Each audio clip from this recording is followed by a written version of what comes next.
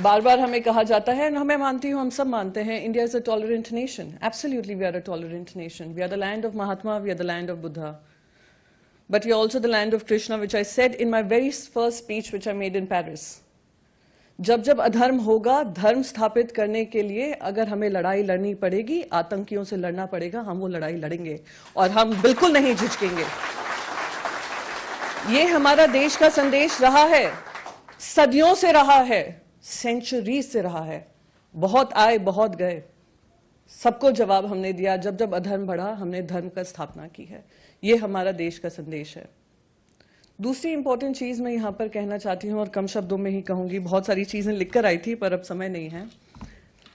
हमने जो ऑपरेशन सिंदूर किया, अपने ही देश में रहकर हमारी आर्म्ड फोर्सेस ने उनके आतंकी हमलों पर, आतंकी जगहों पर हमले किए. ये आतंकी जो जगह हैं वो हमारे देशवासियों ने नहीं निर्धारित की हैं, यूनाइटेड नेशंस ने निर्धारित की हैं. यूनाइटेड नेशंस का काम हम कर रहे हैं उन आतंकी कैंप्स को खत्म कर कर. और यहां पर मैं यूनाइटेड नेशन से मुझे बात आती है, 2 साल के लिए अभी यूनाइटेड नेशन सिक्योरिटी काउंसिल का हिस्सा पाकिस्तान बन रहा है.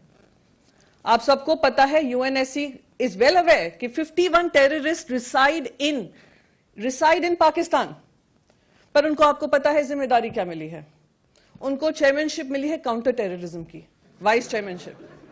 ये ऐसा है जैसे मसूद अजहर और हफीज सईद से कहो चलिए आप ग्लोबल पीस एंड जस्टिस की लड़ाई लड़ें, या प्रोफेसर बने, या उनको नोबेल पीस प्राइज के लिए नॉमिनेट करें. 52 terrorists have been identified staying there, but they are going to be chairing counter terrorism. हमें ये कॉल आउट करना चाहिए.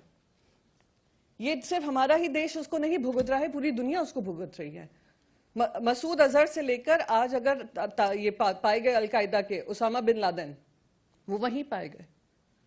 फिर दूसरा उनको एक और काम दिया है, उनको चेयरमैनशिप दी है तालिबान सैंक्शंस की. अब भैया कोई इनको बताए, तालिबान को सबसे मजबूत करने का किसने काम किया है?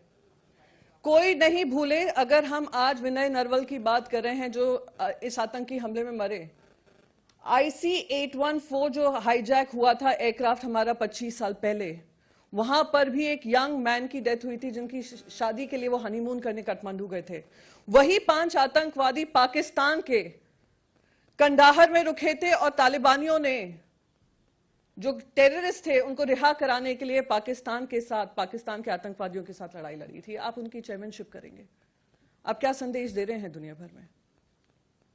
मैं बस इसी बात से खत्म करना चाहूंगी. आज हम लोग सब, खुशी इस बात की होती है, हमारा डायस्पोरा तो हमारे साथ ही है.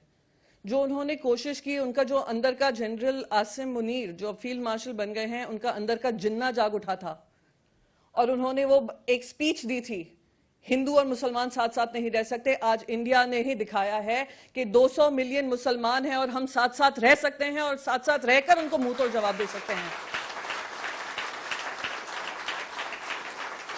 उन्होंने कोशिश ये भी की थी कि राजनीतिक जो पक्ष हैं उनको आपस में लड़ाएंगे, पर आज हम सब एक साथ होकर आपके सामने खड़े हैं. और मैं लास्ट अपनी बात इस बात से खत्म करूंगी. मैं उस पार्टी से आती हूं जिस पार्टी ने कहा था जब तक पाकिस्तानी आतंकवादियों को खत्म नहीं करेंगे हमारा कोई रिश्ता पाकिस्तान से नहीं होना चाहिए, ना कोई इकोनॉमिक ट्रेड होना चाहिए. और हम आज भी उस बात पे कायम हैं. गर्व होता है मैं उस पक्ष से आती हूं. पर साथ ही साथ मैं वाजपेयी जी की एक बात से खत्म करूंगी. सरकारें आएंगी जाएंगी, पार्टियां बनेंगी बिगड़ेंगी, पर हमारा देश कभी नहीं झुकना चाहिए. हमारा देश कभी नहीं झुकना चाहिए. आज हम सबने, आज क्योंकि ये आखिरी हमारा सेशन है, आखिरी हमारा डायस्पोरा इवेंट है, हम सबने ये प्रूव किया है. मैं आप सबका धन्यवाद करना चाहती हूं. उन्हीं बातों से अपनी बात खत्म करूंगी.